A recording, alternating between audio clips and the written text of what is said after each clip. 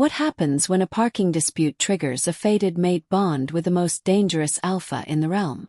They say you shouldn't slap a king. They especially say you shouldn't slap a 6'5" alpha who hasn't shifted in a decade and rules the city like his personal hunting ground. Well, I did both. And now, I'm sitting on a throne I never asked for, wearing a crown that feels like a noose, and the beast who claimed me won't let me leave. But we're getting ahead of ourselves. If desperation had a smell, Harper imagined it would be burnt coffee, rain-soaked leather, and the metallic tang of her own anxiety. It was 6:47 p.m. on a Friday, the worst possible time for her life to implode, and Harper Castellano, a 29-year-old independent jewelry designer who was currently failing to design her way out of bankruptcy, was trapped in what could only be described as meteorological warfare. The storm that hit downtown wasn't natural. Even the radio hosts were calling it unnatural, unprecedented, and possibly supernatural. "I'm going to lose everything," Harper muttered into her phone, wedged between her shoulder and ear as she white-knuckled the steering wheel of her ancient Subaru. Rain hammered the windshield with violence that made her wipers purely decorative. "Oriana, they're going to find me next week, drowned in my own car, still holding this damn ring box." "You are being dramatic." Oriana's voice crackled through the dying Bluetooth. "You're 2 blocks from Blackwood Towers. Just breathe." "I can't breathe, Ori." Harper glanced at the dashboard clock, watching minutes bleed away like her bank account. "I have 13 minutes to deliver this engagement ring or I lose everything. The commission, the referral, the bridal expo contract. And then it's just me, Ramen, and explaining to my mother why I'm moving back to Ohio." She aggressively honked at a delivery truck blocking the intersection. "Move it. Some of us have American dreams to salvage." Inside the car, the heater rattled its death throes. In the passenger seat sat her work bag. 3 months of metalwork, a $12,000 ring she'd only been paid half for, and her last shred of professional dignity. Her phone buzzed. "Rent is due Monday. No extensions." Harper was a woman who thrived on controlled chaos. She transformed raw metal into symbols of forever, understood pressure, lived for deadline adrenaline. But this was different. This was survival. The Vanderbilt Commission was supposed to be her breakthrough. The kind of client that led to magazine features, that proved she wasn't just some starving artist in a condemned studio. "I see the garage entrance," Harper said, heart hammering. "I'm going in. If I don't make it, tell my mother I tried. Don't do anything I wouldn't do." "You pepper sprayed a guy for cutting in line at Starbucks." "Exactly. Be smart." Before we continue, please hit the subscribe and like button and let me know which city you're tuning in from. I love to know where this story found you. Now back to the story. Harper swung the Subaru into the underground parking structure of Blackwood Towers. The building was a monument to obscene wealth. All black steel and tinted glass, owned by some reclusive billionaire the tabloids called the Blackwood King, who apparently bought and sold entire city blocks before breakfast. The parking garage was a war zone. Luxury vehicles gleamed under harsh fluorescent lights. The air was thick with exhaust, expensive cologne, and the sharp ozone smell of the storm that seemed to follow her inside. She circled level 1. Full. She circled level 2. Full. "Come on," Harper whispered, knuckles bone white on the steering wheel. She glanced at the clock. 6:54 p.m. 6 minutes. She descended to level 3, the executive level. The kind of level where parking cost more per hour than she made in a day. The kind of level she had absolutely no business being on. But desperate times. Her eyes scanned the rows of vehicles that cost more than her entire life. Porsches, Maseratis, a Bentley that looked like it had been forged from liquid mercury. Nothing. Nothing. Nothing. And then, like a miracle from the universe she'd stopped believing in 3 evictions ago, she saw it. Right beside the executive elevator bank. Single empty space. Wait. Perfect. Practically glowing under the lights like a divine sign. "Yes," Harper breathed, something very close to religious ecstasy flooding her chest. "There is a God, and she drives a Subaru." She hit her turn signal with the triumphant flourish of someone who just won the lottery. Shifted into reverse. This was it. She was going to make it. She was going to deliver the ring. She was going to save her business. Her foot eased off the brake. Then she heard it. Not a normal engine. Growl. Deep, guttural, predatory. The kind of sound that vibrated through the concrete and into her bones, triggering some ancient prey instinct she didn't know she had. Before Harper could react, a shadow blurred across her rearview mirror. It happened in slow motion. 1 second, the parking space was empty, a sanctuary of asphalt and salvation. The next second, a matte black SUV with tinted windows and chrome accents that probably cost more than her entire bloodline swerved around the corner. It ignored the directional arrows painted on the floor. It ignored the laws of physics. It ignored her. With sleek, arrogant precision, the obsidian beast nosed directly into the spot Harper had been reversing into. The driver didn't hesitate, didn't pause, pulled in, straightened out, killed the engine. Like Harper didn't exist. For 3 full seconds, Harper sat frozen behind the wheel of her Subaru, her brain struggling to process what had just happened. Then the fury hit. Not the cold, professional anger she used when a client tried to lowball her. Not the quiet frustration of another rejection letter. This was molten, primal. The rage of someone who had been pushed to the absolute edge and then shoved over it by a vehicle that cost more than a house. Harper threw her car into park, ripped off her seatbelt, and grabbed the ring box from her bag. Because she'd be damned if she was leaving $12,000 of custom metalwork in a car that barely locked.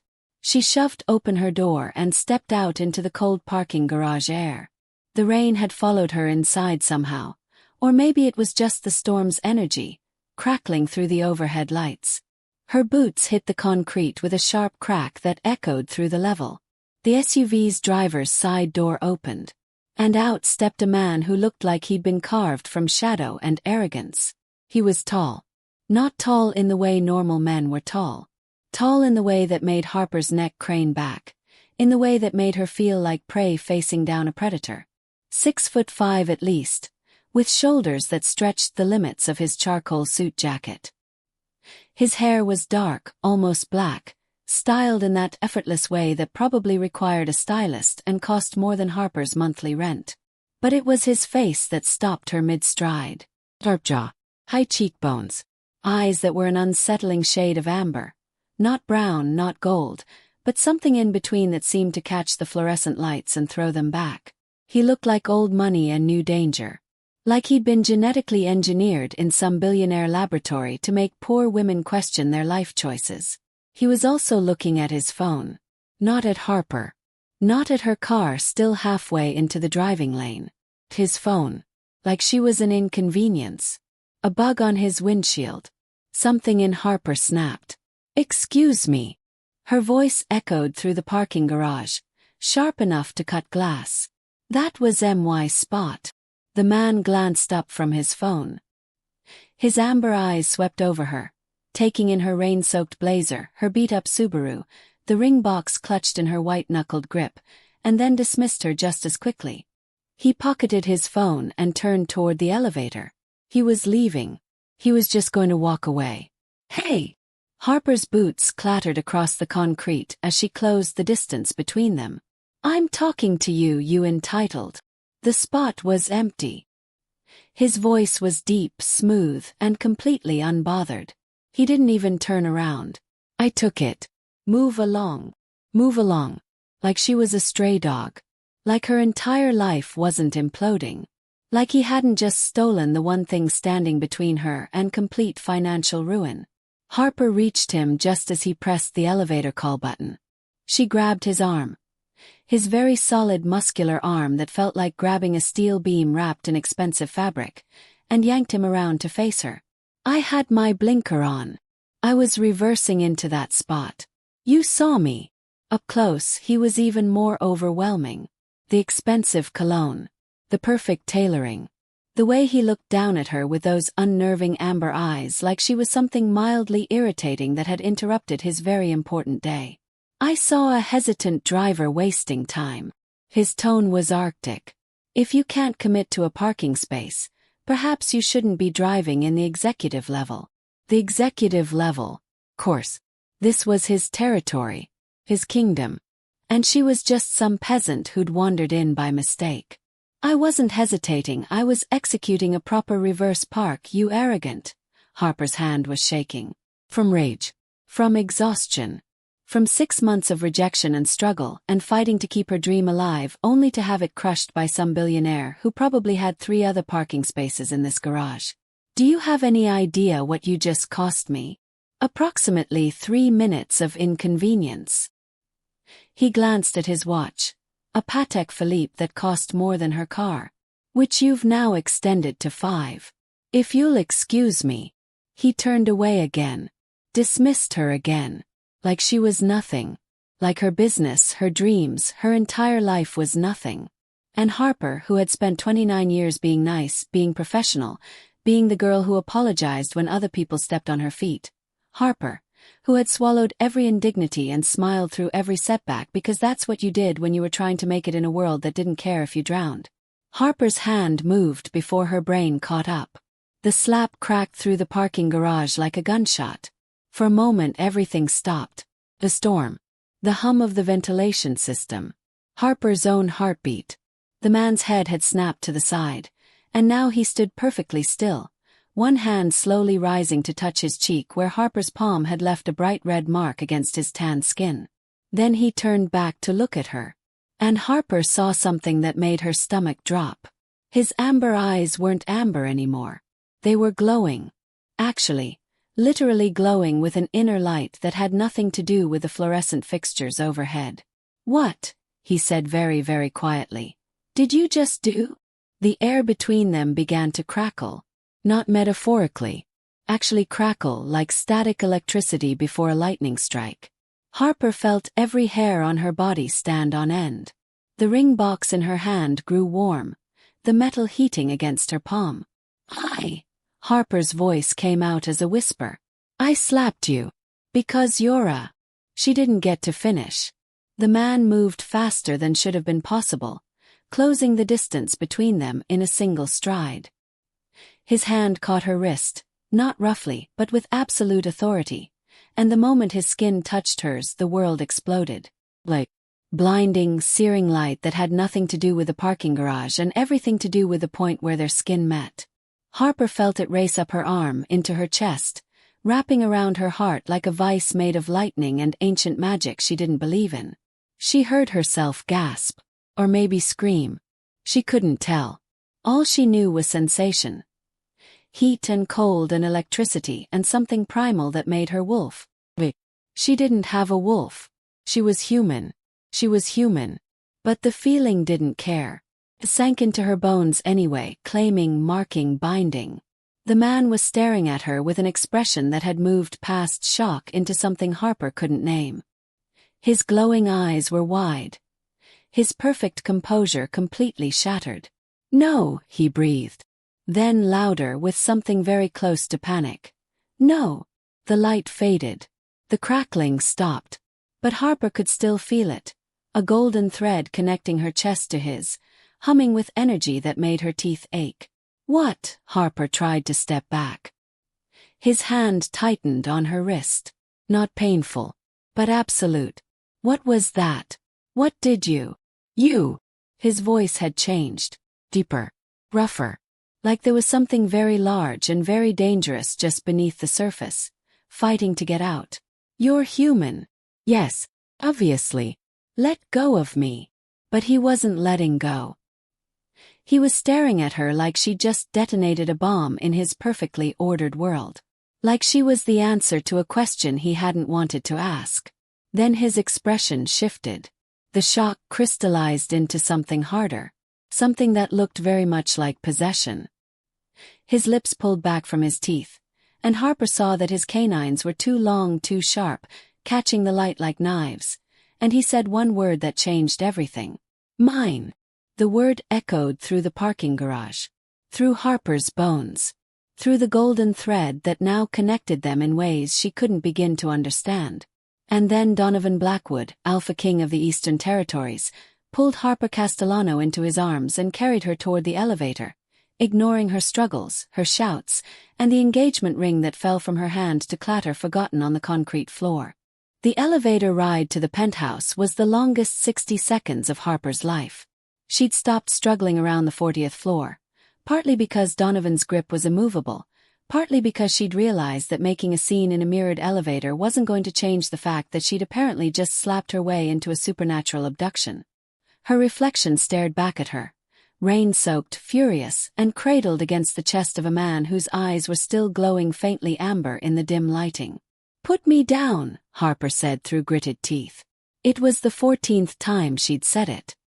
He'd ignored her the previous 13. "No." His voice rumbled through his chest, vibrating against her side. "I will scream. You've been screaming since the parking garage. It hasn't helped." He had a point. Harper had screamed, cursed, threatened to call the police, threatened to call her lawyer, she didn't have a lawyer, and informed him that kidnapping was a felony in all 50 states.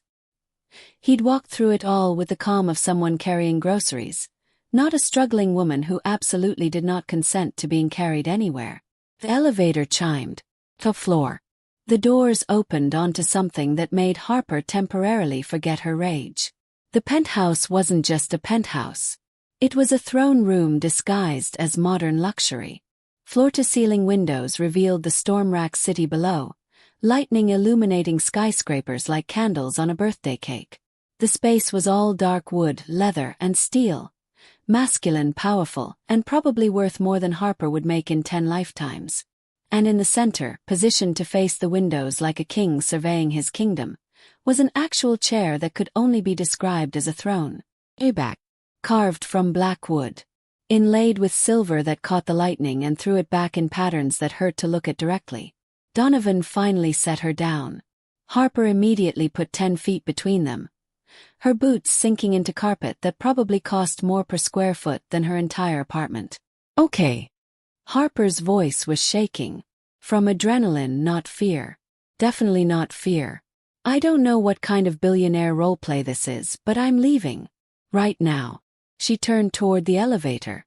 Donovan moved faster than should have been possible, stepping between her and escape without seeming to cross the distance at all. "Sit." He gestured to a leather sofa positioned near the windows. "I'm not a dog. No." His amber eyes, still glowing, still wrong, swept over her with an intensity that made her skin prickle. "You're something far more complicated. Please. We need to talk." The please surprised her. It was the first polite word he'd spoken since the parking garage. Harper glanced at the elevator, calculating her chances. The man was 6'5" of solid muscle, could apparently move at superhuman speeds, and had eyes that glowed. She was 5'6", running on 3 hours of sleep, and her most effective weapon was sharp wit. Math wasn't on her side. Harper sat, but she perched on the edge of the sofa, ready to bolt, and crossed her arms over her chest in what she hoped was a posture that said "I'm cooperating under duress" and not "I'm terrified." Donovan didn't sit. He stood by the windows, backlit by lightning, looking like something out of a Gothic novel. When he spoke, his voice had lost some of its edge. Now it just sounded tired. "My name is Donovan Blackwood.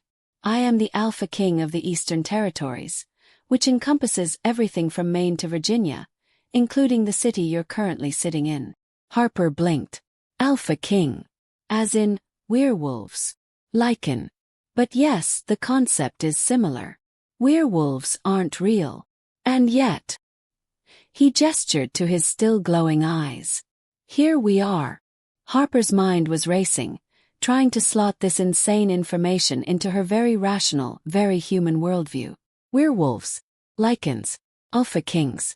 This was either an elaborate prank, a psychotic break, or she'd hit her head in the parking garage and was currently hallucinating in the back of an ambulance. She pinched her arm. "Hurt. Probably not a hallucination then." "Okay," Harper said slowly. "Let's say I believe you. Let's say werewolves, sorry Lycans, are real and you're their king, and this isn't just some elaborate kidnapping scheme. What does that have to do with me? I'm human. I design jewelry. I have student loans and a dying succulent.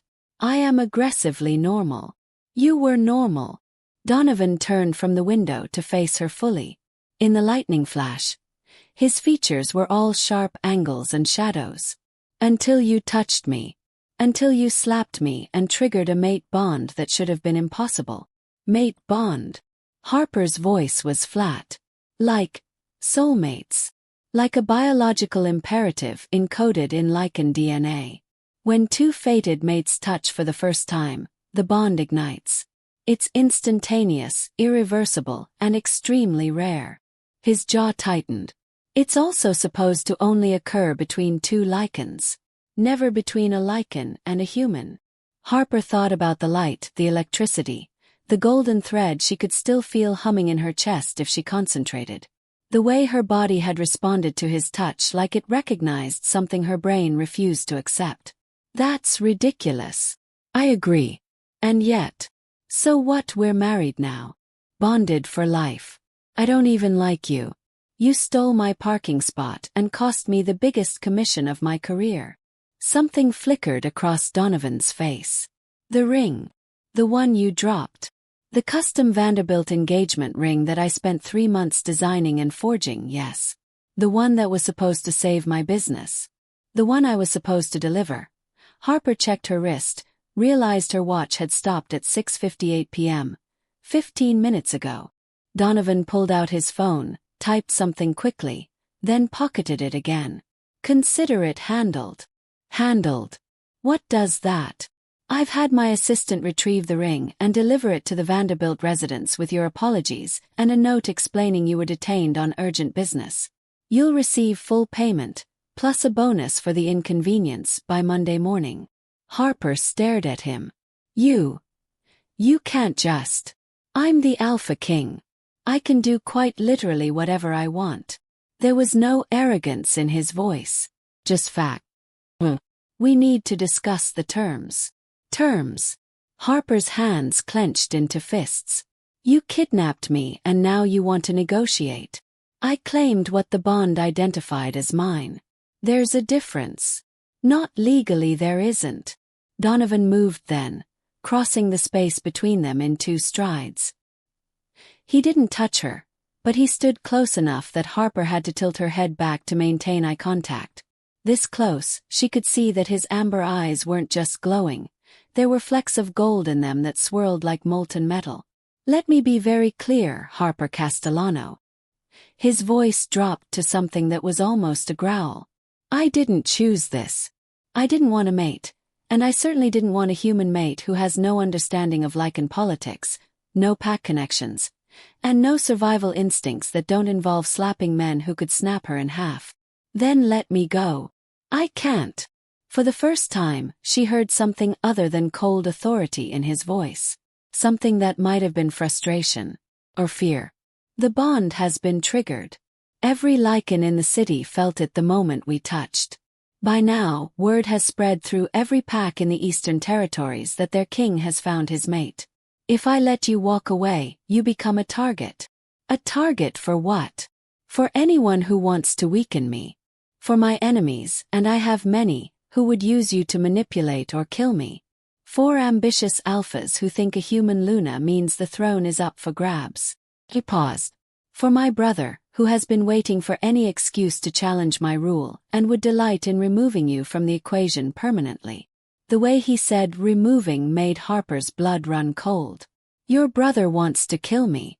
And I've known about the supernatural world for approximately 5 minutes. Welcome to pack politics. Harper stood abruptly, needing to move, needing to think. She paced toward the windows, staring out at the storm. Below, the city sprawled in all directions. Millions of people living normal lives, completely unaware that werewolves were real and one of them had just accidentally bonded herself to their king. This is insane, she whispered. Yes. I have a life, business, friends, a cat that needs feeding. She turned back to face him. You can't expect me to just... What? Live here. Play queen to your king. Pretend everything is fine. Actually, that's exactly what I expect. Donovan walked to a bar cart near the throne, poured 2 glasses of something amber that matched his eyes. He offered one to Harper. She didn't take it. He set it on the coffee table anyway. Here's the situation. In 30 days, I'm hosting the Lunar Coronation Ball, a gathering of every major alpha in the Eastern Territories. It's a show of power, a reminder of hierarchy, and this year, it's particularly important because my rule is being challenged by your brother, Liam. He's been gathering support, making alliances, positioning himself as the better choice for Alpha King. Stronger, more traditional, more ruthless. Donovan took a drink, his throat working as he swallowed. If I show up to the coronation ball without a Luna, it signals weakness. It suggests I'm unable to fulfill one of the primary duties of an alpha, securing the bloodline and protecting my mate. Liam will use it to call for a formal challenge. And if he wins, everyone I've protected for the last decade becomes his to do with as he pleases. Harper processed this. So you need me to act as your Luna, to convince your people that you're not weak, to stop your brother from staging a coup, in exchange for which, I will ensure your business not only survives but thrives. I'll pay off your debts, secure you a proper studio in the design district, and guarantee you contracts with every major client in the city. He paused. And I'll keep you alive, which is not nothing given the circumstances. 30 days. 30 days. You attend events as my Luna. You live here under my protection. You learn enough about pack dynamics to not get yourself killed at formal functions. And at the end of 30 days after the coronation ball, we reassess. Reassess how? The bond is permanent, you said. Something flickered across his face, an expression Harper couldn't quite read. We'll find a way to manage it. There are old texts, ancient protocols. We'll figure something out. He was lying. Or at least he was lying to himself. Harper could see it in the way his eyes wouldn't quite meet hers, in the tension in his shoulders. Whatever this mate bond was, it wasn't something you just managed or figured out. But what choice did she have? Go back to her life and hope supernatural assassins didn't show up at her studio? Try to explain to Oriana that she'd been bonded to a werewolf king and needed to skip town? File a police report for magical kidnapping? Harper picked up the glass of amber liquid and drank it in one swallow. It burned going down. Good whiskey, probably older than she was. When she set the glass down, her hands were steady. If I do this, if I agree to this insane arrangement, I have conditions. Donovan raised an eyebrow. You're in a position to make demands. You need me. That puts me in a position to negotiate. Harper crossed her arms. First, I want my own space. A bedroom with a lock.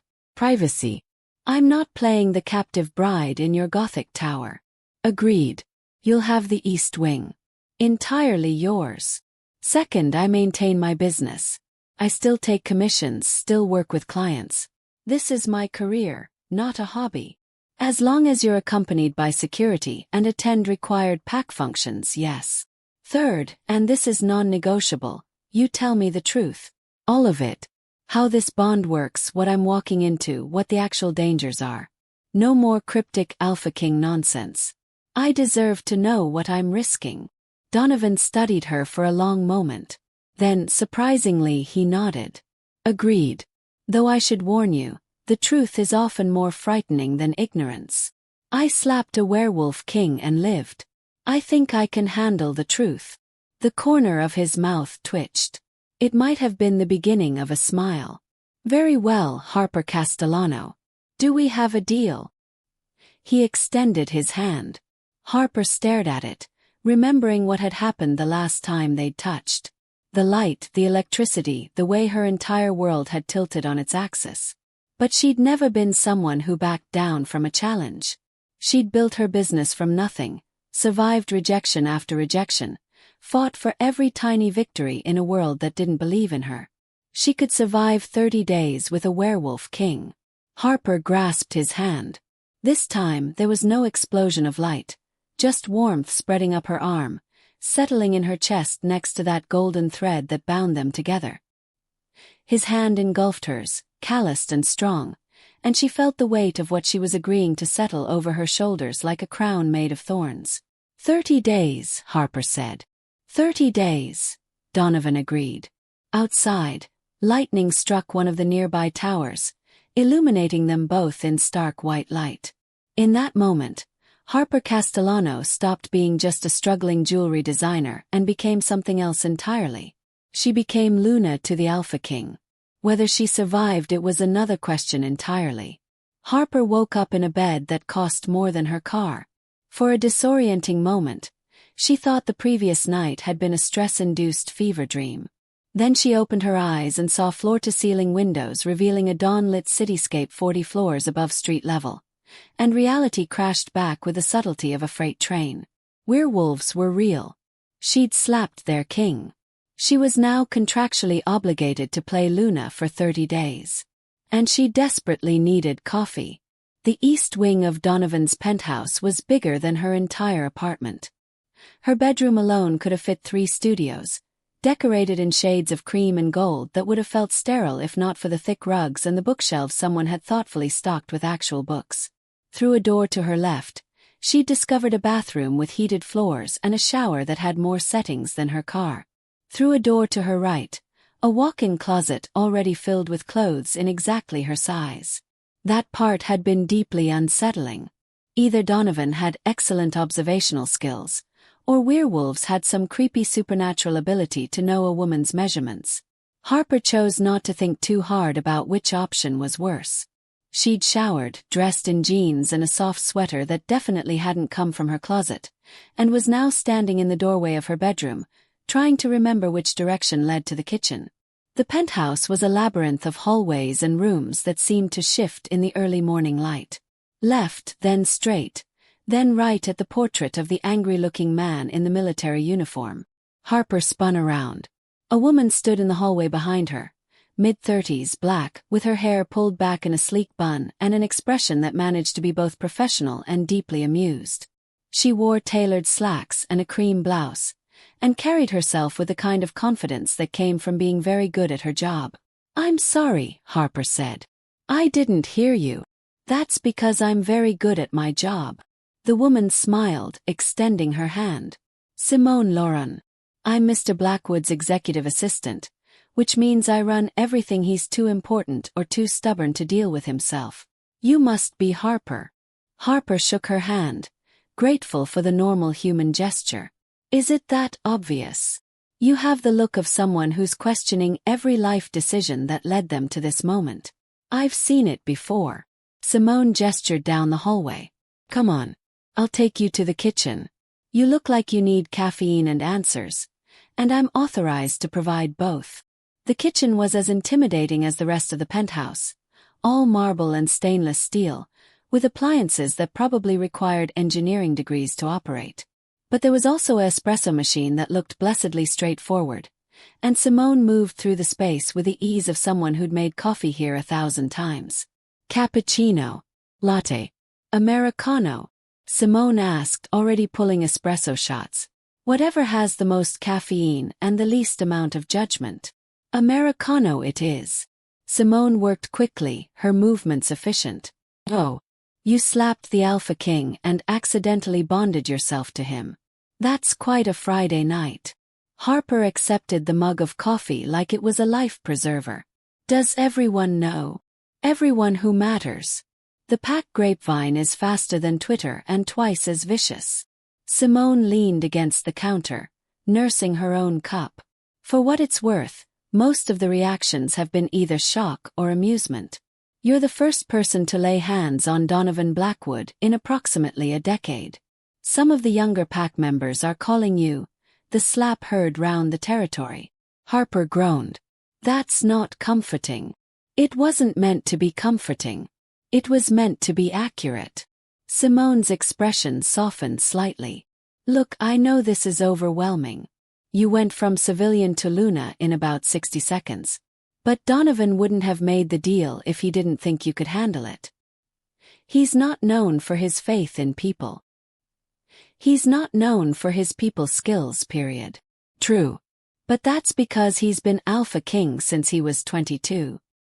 His father was killed in a challenge. His mother died when he was 16, and he spent the last 10 years holding together a territory that wants to tear itself apart. Simone set down her mug. I'm not making excuses for his parking spot theft or his abduction techniques. I'm just saying that the man you slapped carries more weight than you can see. Before Harper could respond, the kitchen door swung open. A man entered, tall, broad-shouldered, with close-cropped gray hair and a scar that ran from his left eyebrow to his cheekbone. He moved like a soldier, all controlled power and constant assessment. His eyes, a pale, unsettling gray, swept over Harper with the kind of scrutiny usually reserved for security threats. So this is the human. His voice was gravel and smoke, utterly devoid of warmth. Simone straightened. Harper, this is Alexander Cross, head of security for the Eastern Territories, and the reason Donovan hasn't been assassinated yet. Alexander didn't offer his hand. He just continued staring at Harper like she was a problem that needed solving. You're smaller than I expected. You're ruder than I expected, Harper shot back. But I guess we're both disappointed. Something flickered in Alexander's pale eyes. Surprise, maybe, or the ghost of respect. Simone, I need a word with the Luna. Alone. No. Harper set down her coffee mug. Whatever you need to say, you can say in front of Simone.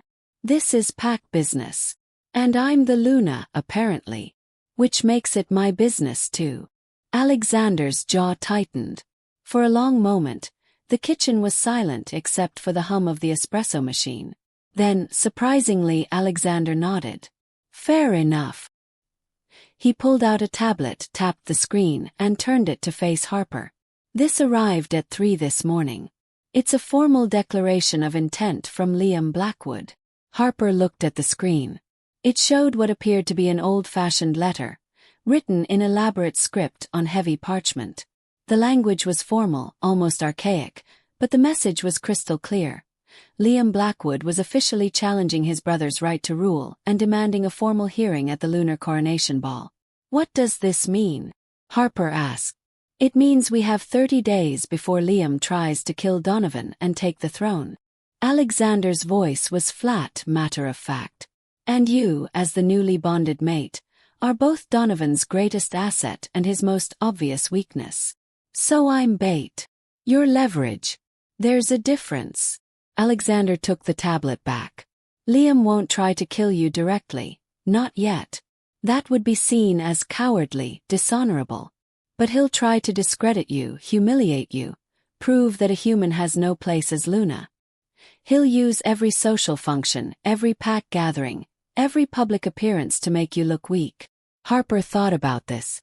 And if I look weak, Donovan looks weak. Exactly. An alpha who can't protect his mate can't protect his territory.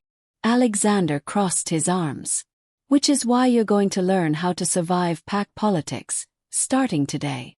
I already agreed to attend events and play the part. Playing the part isn't enough. You need to understand what you're walking into. Alexander's scar pulled tight as he frowned. Lycan pack dynamics are complex. There are hierarchies, protocols, challenges, and alliances that humans don't instinctively grasp. You'll need to learn body language, scent communication, dominance displays, and about 50 different ways people will try to insult you without saying a single rude word. That sounds exactly like every corporate networking event I've ever attended, Harper said dryly. Alexander almost smiled. Almost. Then you'll adapt quickly. Simone will handle your schedule and public appearances. I'll handle your security and survival training. And Donovan will handle whatever it is he handles. Brooding, Simone suggested. Glowering. Intimidating people with his presence. I was going to say everything else. But yes, that too. The kitchen door opened again, and this time Donovan entered. He was dressed in a charcoal suit that probably cost more than Harper's entire wardrobe. His dark hair still damp from a shower. His amber eyes swept the room, landing on Harper with an intensity that made her skin prickle. I see you've met Alexander, Donovan said. Met is a strong word, Harper replied. He mostly threatened me with social etiquette training. It's not a threat. It's a necessity. Donovan poured himself a cup of coffee, black, no sugar, and leaned against the counter. Up close, Harper could see the tension in his shoulders, the shadows under his eyes. He looked like a man who hadn't slept well in years. Liam's declaration arrived early this morning, which means we're on a compressed timeline. Alexander showed me. Harper met his gaze. Your brother wants to kill you and take your throne. You could have mentioned that detail last night. I mentioned that you'd be a target. The specifics seemed less important than the general concept of, people want to murder you. Details matter. So does survival. Which is why you'll spend today with Alexander learning pack protocols, tomorrow with Simone learning your schedule, and tomorrow night attending your first pack function. Donovan took a drink of coffee, his throat working as he swallowed. It's a minor gathering, just the inner circle of the Royal Guard. Consider it a trial run before we throw you to the wolves. Terrible pun, Simone muttered. It wasn't a pun. It was a statement of fact. Donovan set down his mug and looked at Harper. Really looked at her. His amber eyes searching her face for something she couldn't name. You'll be fine. You slapped me and survived. Everything else is just logistics. Comforting, Harper said flatly. I'm not here to comfort you. I'm here to keep you alive. But there was something in his voice that softened the words. A hint of concern, maybe, or something that resembled actual human emotion beneath the Alpha King exterior. Alexander cleared his throat. We should start. The sooner she learns the basics, the less likely she is to accidentally insult someone and start a pack war. I'm not going to start a war, Harper protested. You slapped the Alpha King over a parking spot. Your impulse control is questionable at best. Harper opened her mouth to argue, then closed it. He had a point. The next 8 hours were brutal. Alexander turned out to be a relentless teacher with zero patience for mistakes. He drilled Harper on pack hierarchy, which families were allied with Donovan, which were neutral, which were secretly supporting Liam. He taught her the subtle body language of dominance and submission, how to hold eye contact without challenging, how to position herself near Donovan to show unity, how to recognize when someone was testing her. Lycans communicate as much through scent and body language as through words, Alexander explained as they stood in what appeared to be a formal dining room. If someone approaches with their shoulders back and chin up, they're asserting dominance. If they tilt their head to expose their throat, they're showing submission. If they do neither, they're challenging you to establish hierarchy. And what do I do? Harper asked, exhausted. You stand next to Donovan and let his dominance speak for you. You're human. No one expects you to win a dominance battle. But they do expect you to know your place in the hierarchy. Which is Luna. Second only to the Alpha King. Above everyone else. Alexander's pale eyes were serious. That means you outrank every alpha in this territory, including ones who've been pack leaders for decades. They won't like it. But they'll respect the bond. By hour 6, Harper's head was spinning with names, faces, alliances, and protocols. By hour 7, she'd memorized the major pack families and their political positions. By hour 8, she was running on pure spite and 3 espressos. Again, Alexander said, playing the role of a visiting alpha. He approached with shoulders back, chin slightly raised, a dominance display. Harper was supposed to stand her ground, maintain gentle eye contact, and subtly shift to position herself closer to where Donovan would be standing. Harper did exactly that. Alexander nodded. Better. You're learning. I'm surviving. In pack politics, those are the same thing. That evening, Harper found herself alone in the penthouse library, a room she'd discovered during a desperate search for anything that wasn't pack protocol or political maneuvering. The space was beautiful. Floor-to-ceiling bookshelves, leather chairs positioned near a gas fireplace, and windows that overlooked the city as it transitioned from dusk to night.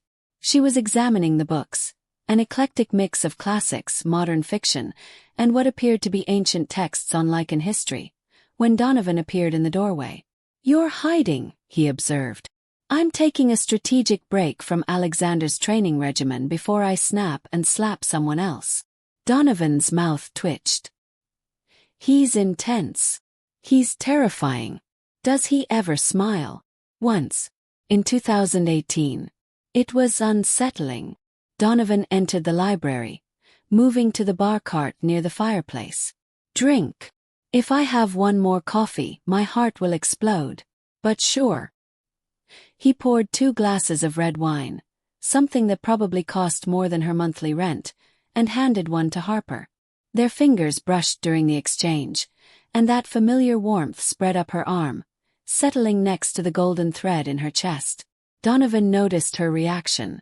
You feel it too. The bond. Kind of hard to miss. Harper took a drink, letting the wine warm her from the inside. Alexander says everyone in the territory knows about it. That they all felt it when we touched. Not the specifics, but they felt the energy, the shift. Mate bonds are rare enough that when one triggers, it resonates through the pack consciousness. Donovan stood by the fireplace, staring into the artificial flames. Mine was particularly dramatic. Because I'm human. Because you're human, because I'm the Alpha King, and because it happened in a parking garage during a thunderstorm. The symbolism was not lost on anyone.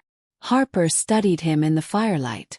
Without the cold exterior, the Alpha King mask, he looked younger, tired, human despite the glowing amber eyes and the supernatural power that radiated from him like heat. Alexander told me about your father, Harper said quietly. That he was killed in a challenge. That you became Alpha King at 22. Donovan's expression didn't change, but his shoulders tensed. Alexander talks too much. He was explaining why you carry the weight of the territory alone. Why you don't trust easily. Harper set down her wine glass. I've spent all day learning about pack politics, alliances and threats. But no one has told me about you. The actual person, not the Alpha King. The person and the king are the same thing. No, they're not. One of them stole my parking spot and carried me to a penthouse throne room. The other is standing in a library drinking wine and looking like he hasn't slept well in years. Donovan was quiet for a long moment. Then, surprisingly, he laughed. A short, bitter sound that held no humor. You're perceptive. I'm a jewelry designer. I spend my life looking at details other people miss. And what details do you see now? Harper considered this. She looked at him, really looked, the way she'd look at a piece of metal before she decided how to shape it. She saw the tension in his jaw, the shadows under his eyes, the way he held himself like a man expecting an attack from any direction.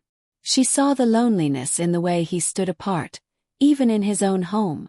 She saw the weight of the crown he wore invisibly, the burden of protecting a territory that wanted to tear itself apart. I see someone who's been fighting for so long. He's forgotten why he started, Harper said softly. I see someone who's powerful and lonely and so damn tired that he can barely stand it. And I see someone who's been protecting everyone except himself. Donovan stared at her. His amber eyes unreadable. For a moment, Harper thought she'd overstepped, pushed too far, seen too much. Then he set down his wine glass and said very quietly, My father was a tyrant. He ruled through fear and violence, and when he died, half the territory celebrated. I became Alpha King because someone had to hold the territory together, and I was the only one strong enough to do it. For 10 years, I've worked to undo the damage he caused. To prove that strength doesn't require cruelty. To protect the packs that can't protect themselves. And your brother. Liam thinks I'm weak. That mercy is weakness, that protection is weakness, that caring about anything other than power is weakness. Donovan's hands clenched into fists. He wants to return to the old ways. My father's ways. And if he wins, everything I've built will burn. Harper understood then. This wasn't just about a throne or a political coup. This was about the soul of an entire territory, about protecting people who couldn't protect themselves, about a lonely king who'd been fighting a war he couldn't afford to lose. Then we won't let him win, Harper said. Donovan looked at her, surprise flickering across his face. We? You said 30 days. That means we're in this together, whether I like it or not. Harper picked up her wine glass, raised it slightly. So let's make sure your brother regrets ever challenging you. For the first time since the parking garage, Donovan smiled. It was small, barely there, but real. You're either very brave or very foolish. I slapped a werewolf king. I'm pretty sure I'm both. Outside, the storm that had been threatening all day finally broke, rain hammering against the windows. But inside the library, standing by the fire with a glass of wine and an accidental mate bond humming between them, Harper felt something she hadn't felt in years. Purpose. She'd come here to deliver a ring and save her business. Instead, she'd found herself standing beside a king who needed someone to remind him he wasn't alone. The parking spot jerk was actually a protector. And Harper, who'd spent her entire life fighting to prove she was strong enough, was starting to realize that maybe strength wasn't about standing alone. Maybe it was about choosing who to stand beside. The attack came on day 7. Harper had fallen into a rhythm. Mornings with Alexander learning pack protocols, afternoons with Simone managing appearances and schedules, evenings with Donovan discussing strategy for the coronation ball. She'd attended 2 small pack gatherings without causing an international incident, learned to hold her ground against dominant alphas, and was starting to believe she might actually survive the next 23 days. That should have been her first warning. Nothing in her life had ever gone according to plan. She was alone in her temporary studio, a converted guest room where Donovan had installed a proper jeweler's workbench, complete with her tools, torches, and supplies he'd somehow retrieved from her apartment. Harper had been working on a custom piece, losing herself in the familiar rhythm of shaping silver wire, when she felt it. The air changed, grew heavier, charged with a presence that made every primitive instinct in her body scream danger. Harper set down her tools slowly, her heart rate spiking. The penthouse was supposed to be secure. Alexander had shown her the security system himself. Biometric locks, reinforced doors, cameras on every entrance. No one could get in without clearance. Unless they had clearance. You must be the human. Harper spun toward the voice. A man stood in her studio doorway, tall, dark-haired, with the same amber eyes as Donovan. But where Donovan's eyes held tired authority, this man's held something colder, crueler. He was handsome in a sharp, dangerous way, wearing a leather jacket over a black shirt. His smile all teeth and no warmth. Liam. Harper kept her voice steady, her hand drifting toward the jeweler's hammer on her workbench. So my brother told you about me. How sweet. Liam entered the room without invitation, moving with the predatory grace of something that hunted for sport. I wanted to meet the famous Luna who conquered the Alpha King with nothing but a parking spot and her right hand. If you're here to intimidate me, you'll have to get in line. Alexander's been doing it all week. Liam laughed, a sound like breaking glass. Alexander is training you. I'm here to evaluate whether you're worth training. He circled the workbench, examining her tools with feigned interest. Tell me, Harper, do you know what happens to weak Lunas in our world? They get mansplained at by men with inferiority complexes. His smile disappeared. They get their throats ripped out by alphas who see them as liabilities.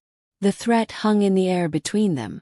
Harper's fingers closed around the hammer handle, her mind racing. The security system should have alerted someone. Alexander should be here.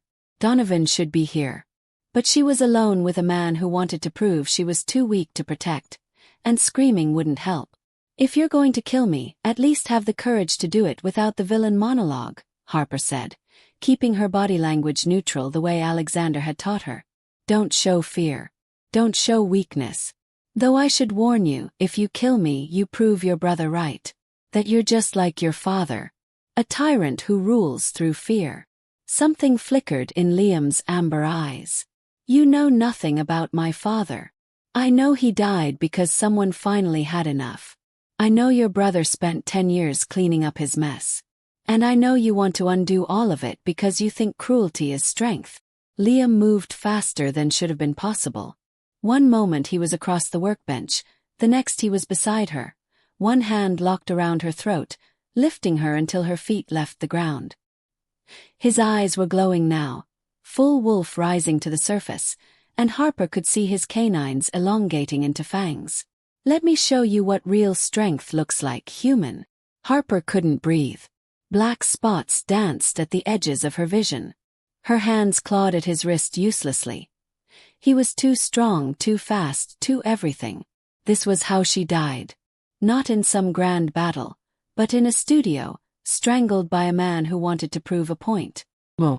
Harper's hand shot out, grabbing the first thing her fingers found on the workbench. The jeweler's torch. She squeezed the trigger, and blue flame erupted directly into Liam's face. He roared, dropping her. Harper hit the ground hard, gasping for air, but her survival instincts kicked in before her conscious thought could catch up. She grabbed her metal shears, 8 inches of tempered steel sharp enough to cut wire, and slashed upward as Liam recovered. The blades caught him across the forearm. Blood bloomed, dark and shockingly red against his leather jacket. Liam stared at his arm, then at Harper, genuine surprise crossing his features. "You cut me. I'll do more than that if you come closer." Harper's voice was ragged, her throat already bruising, but she held the shears steady. In her other hand she'd grabbed a metal file. Not much of a weapon, but she'd make it work.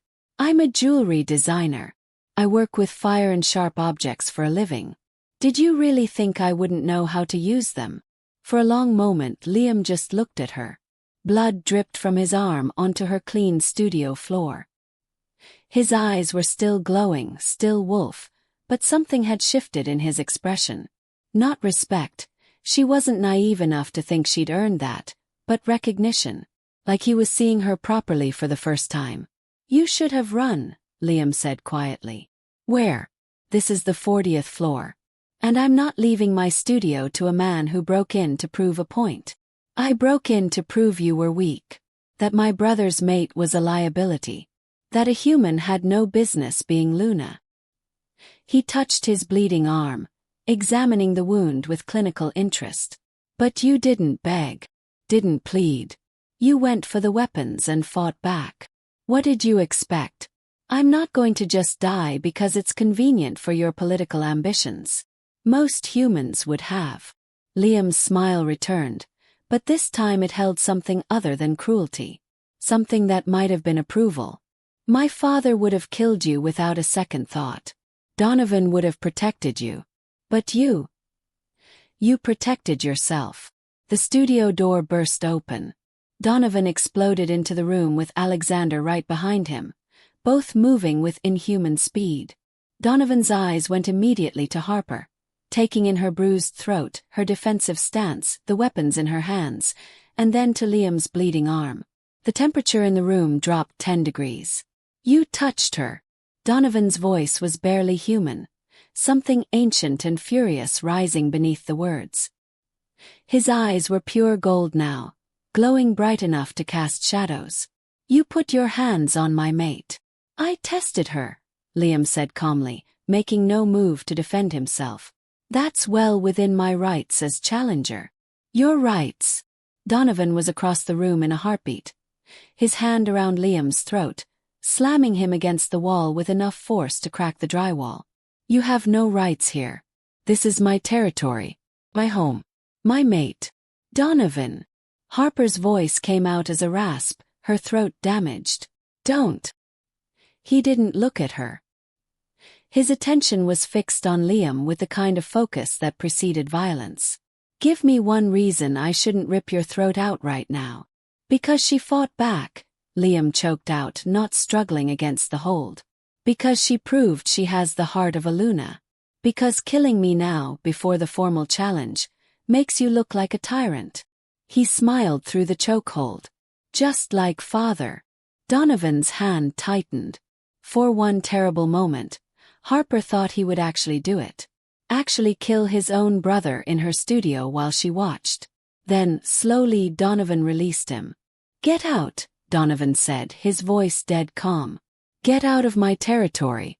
Get out of my city. And if you come near her again before the coronation ball, challenge rights be damned, I will end you." Liam straightened his jacket, wiping blood from his arm.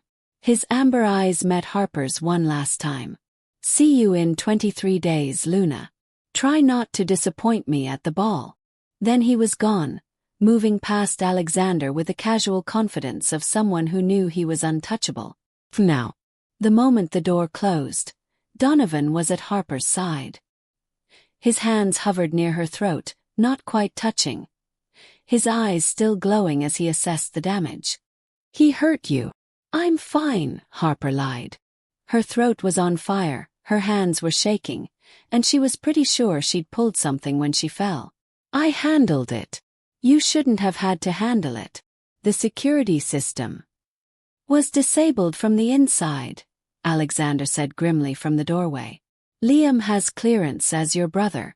He overrode the alerts on this floor." His pale eyes fixed on Harper with something that might have been respect. "You fought him off with jewelry tools. I work with fire and blades. It wasn't exactly a fair fight for him." Harper set down the shears and file, her adrenaline finally crashing. "Though I'm pretty sure I just made everything worse. He's going to use this at the ball, isn't he? Prove I'm a liability by showing I had to fight him." "No." Donovan's voice was rough. "He's going to tell everyone that the human Luna wounded him when he challenged her. That you have the heart of a fighter." He finally touched her then, his fingers gentle on her jaw, tilting her face to examine her bruised throat. "Liam respects one thing, strength. You just showed him you're stronger than he expected." "I'm really not. I'm terrified and my hands won't stop shaking." "Being brave doesn't mean you're not afraid. It means you fight anyway." Donovan's thumb brushed the bruises on her throat, his expression dark with barely controlled rage. "I should have protected you. I protected myself. That's the point, isn't it?" Harper met his glowing amber eyes. "You need a Luna who can survive pack politics, who won't fold under pressure, who can stand beside you, not behind you." She touched the mate bond humming in her chest, that golden thread that connected them. "Liam just proved I can do that. By nearly killing you. By underestimating me. There's a difference." Alexander cleared his throat. "Security protocols need to be updated immediately. No one gets to this floor without external verification, family or not. And the Luna needs a panic button. And self-defense training," Harper added. "Proper training. Because if someone comes at me again, I want to be ready with more than just my jeweler's torch." Donovan looked at her for a long moment. Then, despite everything, he smiled. "You're insane. I slapped a werewolf king over a parking spot. We established that I'm insane 7 days ago." Harper's own smile was shaky but real. "Now are you going to keep hovering? Or are you going to help me clean up this blood before it stains my workspace?" For the first time since the attack, the tension in Donovan's shoulders eased. "You're worried about the floor. I'm a perfectionist. It's literally my fatal flaw."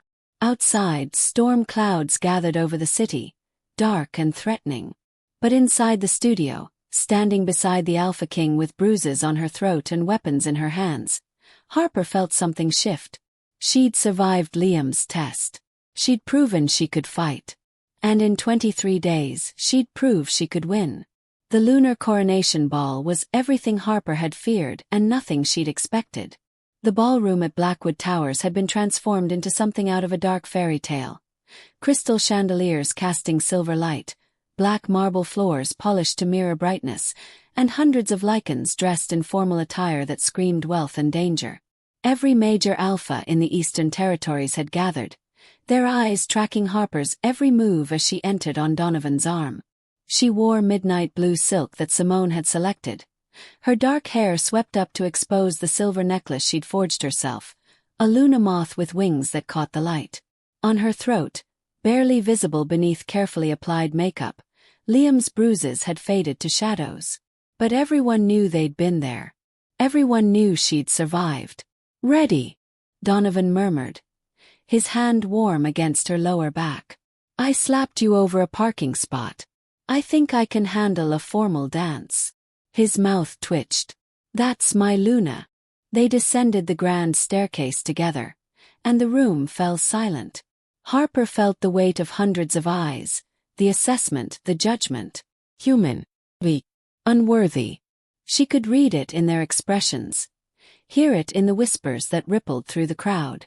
Then Liam stepped forward from the crowd, and the real performance began.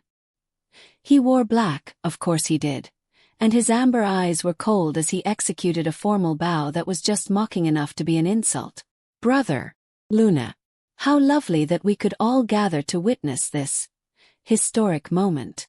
Historic indeed, Donovan replied, his voice carrying across the ballroom. The first time in a decade you've attended a coronation ball without plotting my assassination. Nervous laughter rippled through the crowd. Liam's smile sharpened. I'm here to formally challenge your right to rule, as is my privilege under pack law. Your decade as Alpha King has made us soft. Weak. You've forgotten what it means to be Lycan. His gaze shifted to Harper. And your choice of mate proves it. A human who knows nothing of our ways, our strength, our traditions. She knows enough, Alexander said from his position near the throne. She survived your attack. With jewelry tools. Liam's voice dripped contempt. A proper Luna would have dominated me. Instead, she barely escaped with her life. Harper felt Donovan tense beside her, felt his protective rage building. But she'd spent 30 days learning pack politics, learning to read power dynamics, learning that sometimes the best weapon was the truth. She stepped forward, away from Donovan's protection, and faced Liam directly. You're right, Harper said clearly, her voice carrying through the silent ballroom. I'm human. I don't have your strength, your speed, your centuries of genetic superiority. She paused, letting the words settle. But I have something you'll never have, Liam. I have the courage to protect what matters without becoming a monster. She pulled something from her clutch, the engagement ring she'd been delivering that night 30 days ago. The Vanderbilt ring. Platinum and diamonds, forged with precision and care, representing forever. This is what I do, Harper continued. I take raw metal and pressure and fire and I create something beautiful, something that lasts. Your brother has spent 10 years doing the same thing, taking a territory torn apart by violence and forging something worth protecting. She looked at Donovan then, really looked at him, letting everyone see what she'd discovered over 30 days. He's not weak because he chooses mercy over cruelty. He's strong enough to carry the burden of protection without breaking under it. Harper turned back to Liam. You want to challenge him. Fine. But know this. I'm not standing beside him because of some mystical bond or political arrangement. I'm standing here because I choose to. Because he's worth fighting for. Because this parking spot jerk actually gave a damn about a struggling jewelry designer when no one else did. She held up the ring, letting it catch the light. And if you think a human Luna makes him weak, then you don't understand what it means to lead. Because strength isn't about standing alone. It's about knowing who to stand beside. The ballroom was silent. Harper walked to where Donovan stood, took his hand, and slipped the platinum ring onto his finger. The ring that had started everything, now repurposed as a symbol of something neither of them had planned. This Luna marks her alpha, Harper said, following the formal words Alexander had taught her. This Luna claims her king. Donovan stared at the ring, then at Harper, something fierce and unguarded crossing his features. When he spoke, his voice shook the chandeliers. Mine. But this time it wasn't a command. It was a vow. Promise. A declaration that echoed through every lichen in the room, resonating through the mate bond that connected them. The air crackled with power.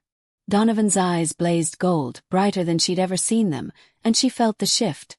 Felt his power expand. Felt the king shift Alexander had mentioned trigger for the first time in a decade. His presence filled the room.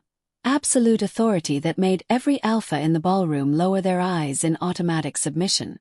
Every alpha except Liam, who stared at his brother with something that might have been respect, might have been fury. Challenge denied, Liam said finally, bowing with genuine formality this time. The king has his queen. The ballroom erupted. some in approval, some in shock, all in recognition of what had just happened. Harper had done the impossible. She'd united the packs not through dominance or tradition, but through choice. Through standing beside a lonely king and reminding everyone that strength came in forms they'd forgotten. Later, as the celebration continued around them, Donovan pulled Harper onto the balcony overlooking the city. The storm had finally broken, leaving the sky clear and star-filled. "You gave me your ring," Donovan said, touching the platinum band on his finger. "You gave me a studio, paid off my debts, and saved my business. I figured we were even." Harper smiled. "Besides, I needed somewhere to put it. The Vanderbilts got their ring delivered by Simone. That one was extra. You're insufferable. You're stuck with me for at least another 30 days. Per our contract." "About that." Donovan turned her to face him, his amber eyes serious. "What if we renegotiated the terms?" "What terms?" "The 30-day limit. The temporary arrangement." His hands cupped her face, thumbs brushing her cheekbones. "What if we made this permanent? What if you stayed, not as my contract Luna, but as my actual queen?" Harper's heart hammered against her ribs. "You're asking me to marry you. I'm asking you to keep your perfect parking spot. Right here. Beside me." Harper laughed, real, genuine laughter that echoed across the balcony. "That's the worst proposal I've ever heard." "Then what's your answer?" She pulled him down and kissed him, pouring 30 days of tension and terror and unexpected tenderness into the contact. When they broke apart, both breathing hard, Harper smiled against his mouth. "Yes, you parking spot thief. Yes." Below them, the city sprawled in all directions, the territory they would protect together. Above them, stars watched their unlikely story unfold. And between them, a golden thread hummed with certainty. Sometimes the worst day of your life leads to the best thing that ever happened to you. And sometimes, slapping a king over a parking spot is exactly how you find your throne. Thank you for joining the pack today. If this story pulled you in, make sure to subscribe and tap the moon bell so you never miss the next Alpha Destiny. And tell me in the comments, who should we follow next under the full moon?